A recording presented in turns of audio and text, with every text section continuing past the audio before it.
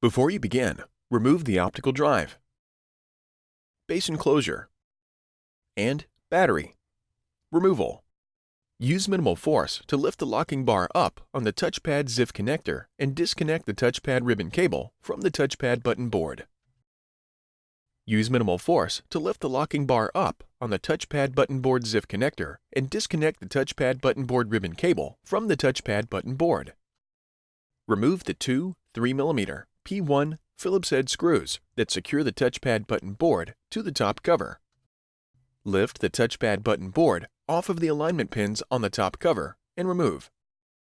Reverse this procedure to install the touchpad button board.